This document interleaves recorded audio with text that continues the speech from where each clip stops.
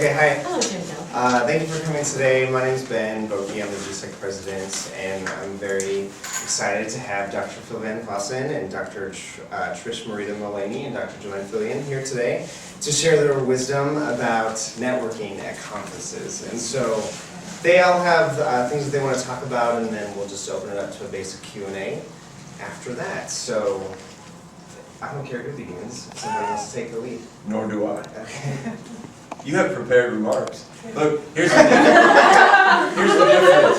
There's Professor Fillion's prepared remarks. Here are my prepared remarks. So you can go first. I'm the most old-fashioned though. No, I just started off with why network, and I thought that was important to talk about networking, but why would you want to network? And I just jotted down 4 quick things, in addition to the ones that have probably entered your mind. Some of these might not have. But the opportunity to meet people that you're going to collaborate with on projects, research grants, writing books in chapters. I was at a conference with 2 of my grad students a couple of years ago, and somebody said, I'm doing a book on exactly that topic, and I would like a chapter from you. And we subsequently wrote a chapter, and the book came out, and our chapter was published. And you meet people on search committees, who can tell you about jobs, not just the chair of the search committee, but just somebody like Jake was recently at a conference and people were asking him about our qualitative research job. That's a really important thing. And you can also meet people that can ultimately be reviewers for your tenure and promotion. And I don't want to get into too many details around that, but in general, at a university like Purdue, when you're going out for promotion and tenure, you have to provide your department head with a list of potential reviewers of your file. External. And then the department head, in conjunction with faculty, also figures out some names. They pull it together. And then, between 5 and 8 or 10 people are invited to review your applications. So I think in 5 or 6. 5 or 6, okay, but 10 would be completely unwieldy and unmanageable. but I've seen 8. That's probably that very high end, yes. Yeah. Anyway, whatever the number is, 5. You have to supply these names, and they're often people that you've met. And also, I think that as a graduate student, you may not be thinking about this as much, but you are beginning to establish your national reputation. And it may seem like, oh, I'm just a grad student, I'm only in my first year or my second year, but people get to know you, they follow your careers, and then pretty soon there you are on faculty, and you have a national reputation. Meaning, people at other universities across the United States know who you are. I've got lots more, but I don't all. I mean, I've got like things that you should do before the conference, which are about networking.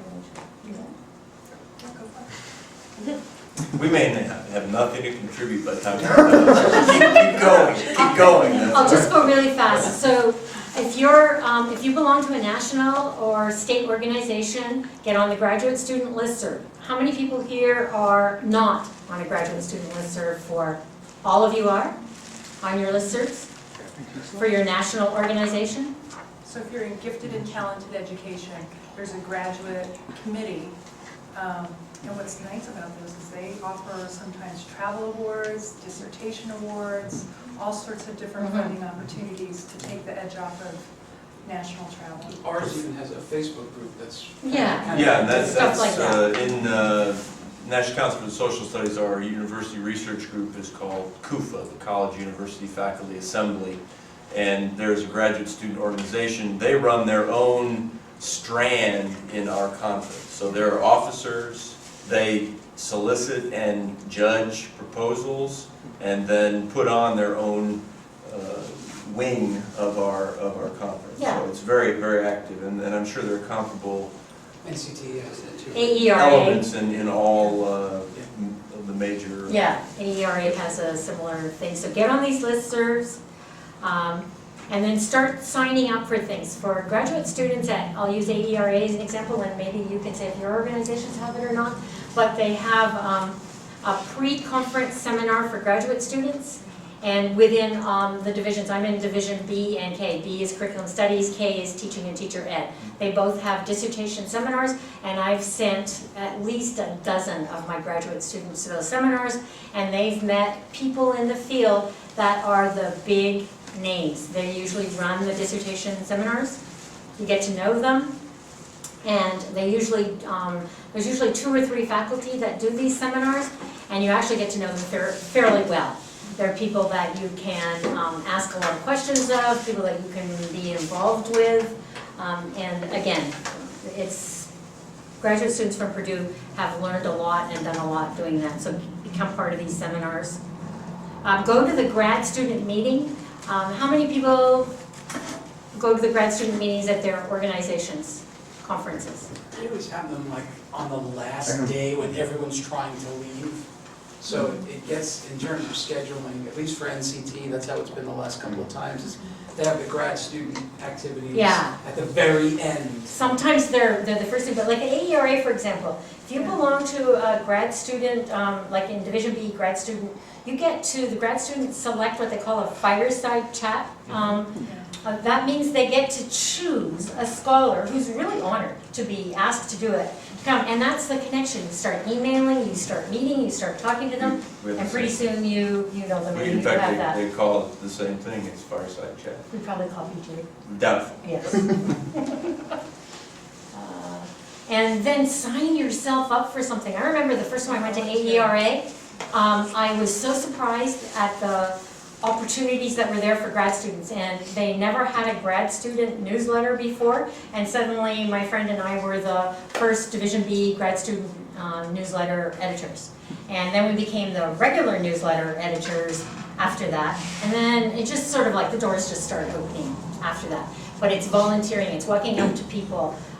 The VP, Vice President of, or whatever you call them, of your organizations, going up to them and saying, hey, I'm a grad student at Purdue. I work with, name the person that you work with. I'm really interested in becoming involved in this organization. Do you have anything for me to do? You would be stunned at the things. I became a graduate student Division B Equity Committee grad student representative. And again, a few years later, I was the actual Equity Committee chair. That's something I'm passionate about too. But I went up to Bill Schubert. You guys know who Bill Schubert is, right? I went to Bill Schubert, and now I know him really, really well. He's like a friend too. But at first I just said, hey Bill, do you have anything that I could do? And I'm really interested in this and this. Don't just be too vague, you know? And he said, yeah, I don't really have a grad student on the equity committee, and there you go. That's what they did.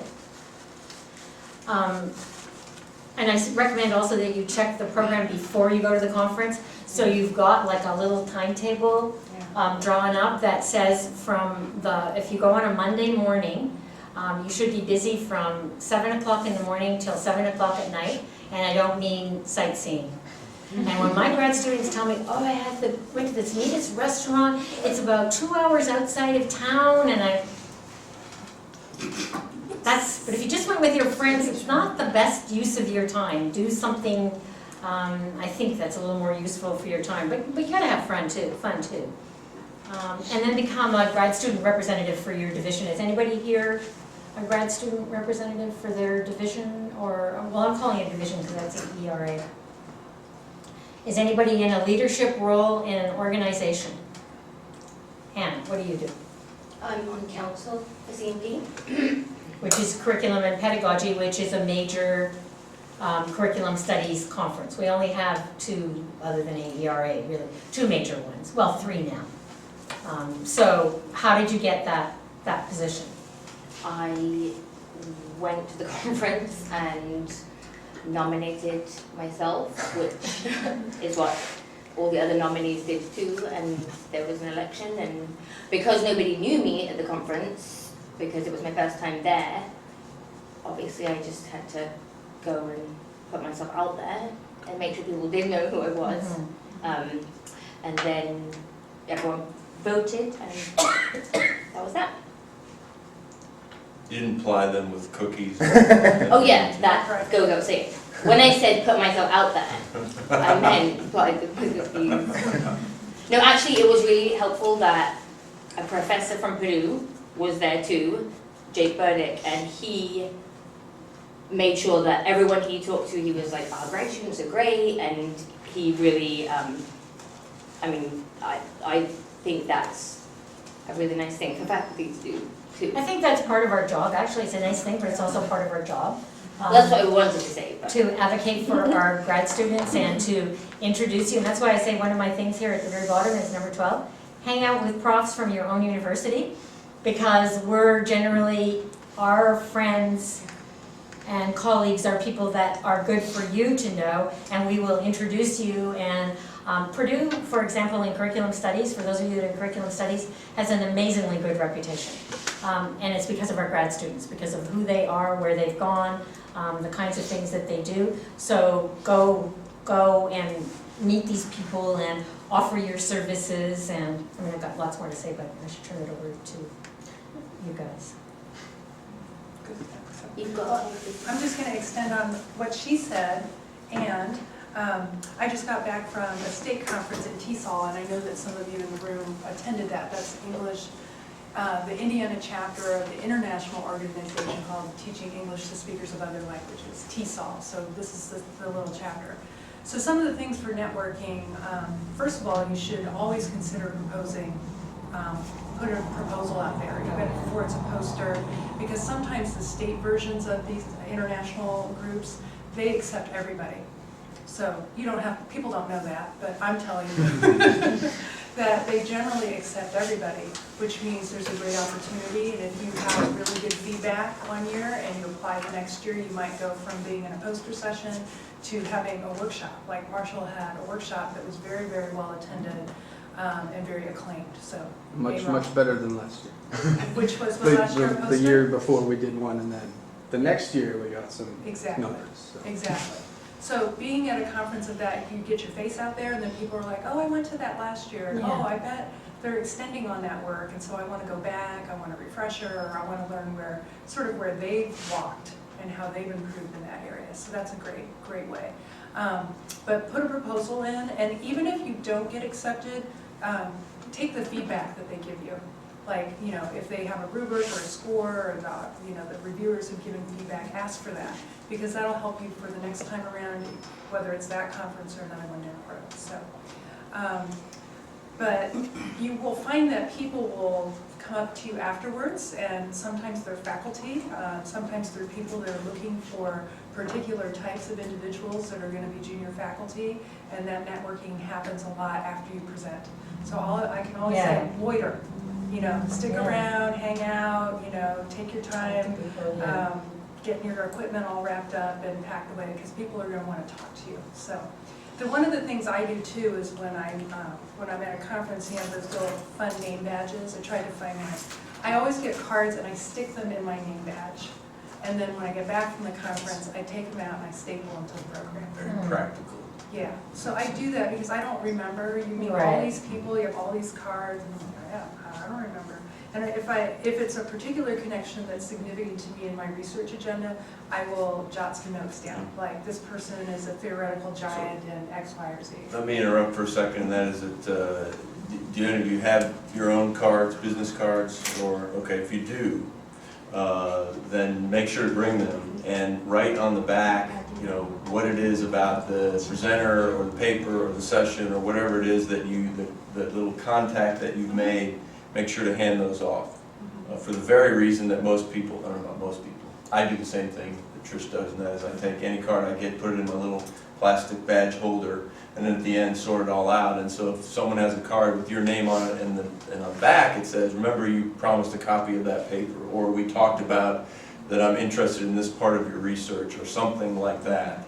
It jogs their memory, and you'll have much better luck when you email them after the conference and you've returned, you know, after an appropriate period of time has passed, so that you don't seem like you're stalking the person. But that you email them and said, remember we touched base and I gave you my card.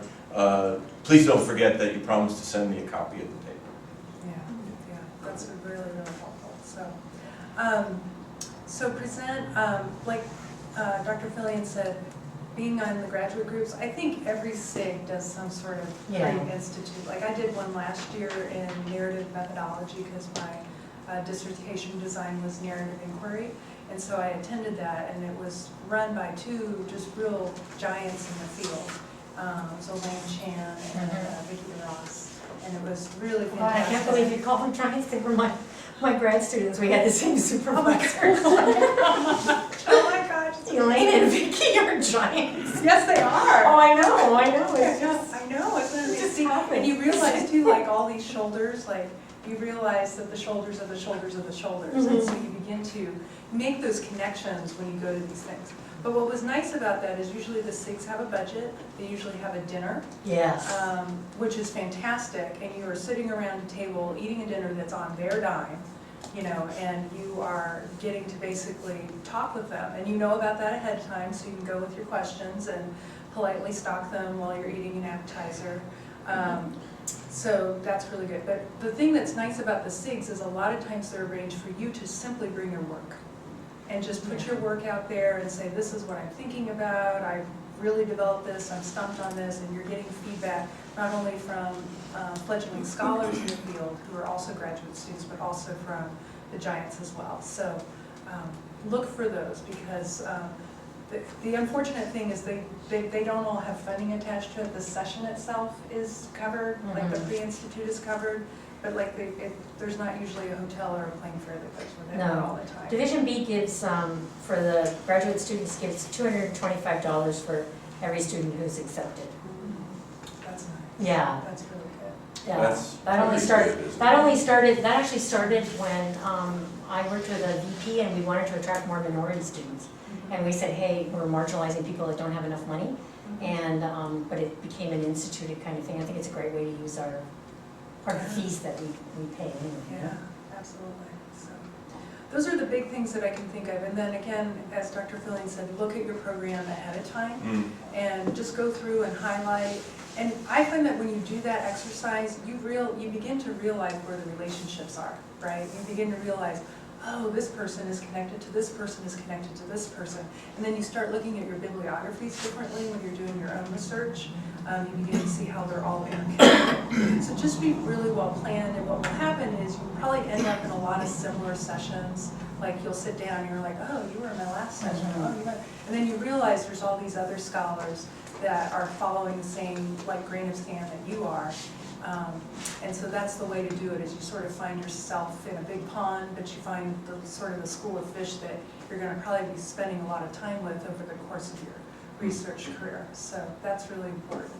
And then too, like Dr. Filling said, yeah, keep a big schedule, and you will find when you do these pre-institute things and we go to conferences, people will invite you to stuff. They will invite you to, hey, the University of Nebraska is having something at Right. Joe's Pub, or Arizona State University is hosting, because there's receptions every single night at like an AERA. You can eat for free every night, you should be. Pretty much. It's like Costco.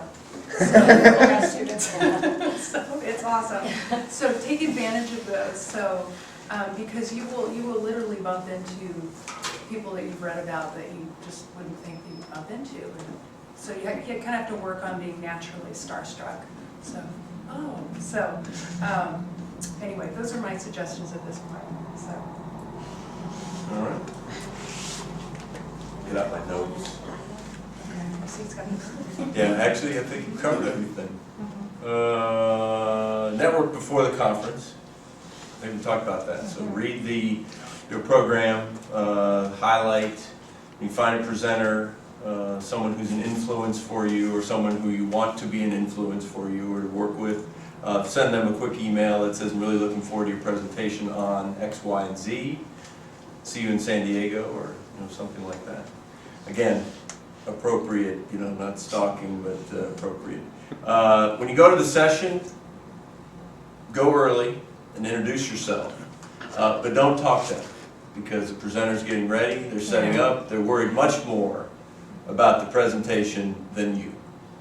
When the presentation is over and their adrenaline is high and they are feeling the endorphins flowing through, that's when you want to corner them. And hey, remember I sent you a quick email really enjoyed the presentation. Here's my card with my name on the back, and I really like if you could share your paper with me. Or I have a couple of ideas, perhaps we could connect later via email. Plan it out, think about it. You're not going to have a lot of time, so get your elevator speech down. Yeah. 30 seconds, okay? And sorry, but if these are giants in the field, they are going to have fans. And if you are not noticed initially, immediately, you know, this sometimes the way the game works. So get your elevator speech down. You know, I work with so-and-so, and you know them because you went to graduate school with them. And now you're a giant, and so is she. And so, okay, get your patter down and practice it a little bit so that you come off as a very, you know, well-developed graduate student. Business card or contact, talk about that. Trish talked about the fact that people are going to look familiar as you go to these sessions. Meet them. You can talk to them before the session. Don't talk to the presenter, but talk to the people who are in the session with you. Get to know them, find out where they're from, get a card from them, follow up. Maybe they're interested, maybe their dissertation's in the same area as yours, and so you got a built-in collaborator, you know, throughout your career. I did that about 10 years ago. I ran into a person who was in 2 sessions back-to-back, a researcher in technology integration and social studies, and we've written about half a dozen things since then. Yeah. So, I mean, it happens Yeah. all the time. So, and then the last thing, which I think we've already talked about, is follow-up. Again, you know, let some time go pass because people have to get home, decompress, get their Concur receipts all filed away, and then follow up and say, hey, remember we had a brief chat, and go from there. So, you know, a couple other things that I've always found to be, I mean, a lot of times for your own work, as we were talking about, yes, it's important to get something in, get it accepted. I've always found if I want real feedback on something, you know, I need to do a poster session or a round table, Yeah. something like that. You know, if I'm the paper's further along, or you know, the discussant generally in a session, you know, not really going to provide a lot of meaningful feedback.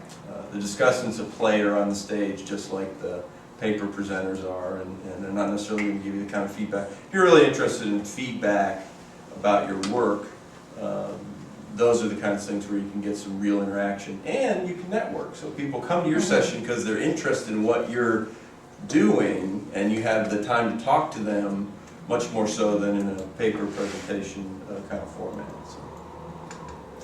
So, I have a couple of, I think, things that are really important to add. AERA and probably other major conferences have like a session usually. It's like a long session slot where editors of journals have tables, round tables in big rooms. And I have to share 2 anecdotes with you.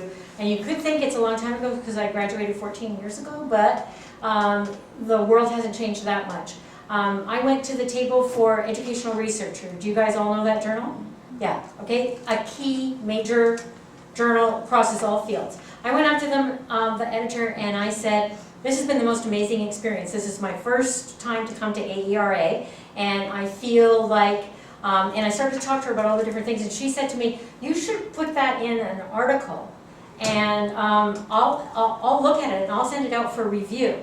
I went back and I told my advisor what had happened with Educational Researcher, and he said to me, don't say another word, go to your office, you're not allowed to leave till you write this, at least the notes up. I did. I co-authored it with a colleague of mine, and it was published in Educational Researcher just before I came for the job here, and they actually read portions of it. And it's not a great article, it's only 2 pages, and it's something really stupid called Stargazing to Connecting. It was about being a grad student and going to see Maxine Greene and all different kinds of people. sounds like required reading for this little seminar that we're having right here. So, And it did, it went there, it went up for review, and it was published. And what they said at every place that I went for an interview, which was a few of them, that it showed that, imagine the initiative of a grad student to actually put something out into educational research. Okay, that's one story. Another story is Journal of Curriculum Studies. Some of you guys should know it. It's a social science citation index journal in our field, of which there's only 2 that are directly curriculum studies. Curriculum Inquiry and Journal of Curriculum Studies. And I went to the editor of the Journal of Curriculum Studies and I said, I'll never get published in your journal because I do narrative inquiry. And that's and because I write such lengthy things and I have to explain so much and it's so descriptive and all these other things, so what's going to happen to me in my future? I feel like I'm ruined already and I haven't even graduated yet. And he said to me, you know, I'd be willing to consider something completely different. Okay, I graduated in 1999. In 2002, that journal published a special issue and put 3 of my pieces in that special issue and named the issue after my first article. That's all because I went up to Ian and said to him, help, what am I going to do? And he took pity on me. It had to go through the regular review, but as much as we're doing something different as grad students, because I'm not anymore doing anything different, they're interested in something that's different. So that's 2 stories. Another one, go to the publishers, the book publishers, and talk to them and tell them, well, maybe you don't have any ideas. When I graduated, I had an idea for a book, and it subsequently was published by Sage, which is, to me, the best publisher I could imagine. And that's because I met Diane McDaniels there. She was the acquisition editor. She's like a friend now. And I've since published another book with them, too. You're only grad students, but you don't have that many ideas, but put yourself out there. I feel like the totally most amazing things happened to me because of that, and I feel like I got the job here, and I've had the career that I've had. It all started with what you might call networking as a grad student.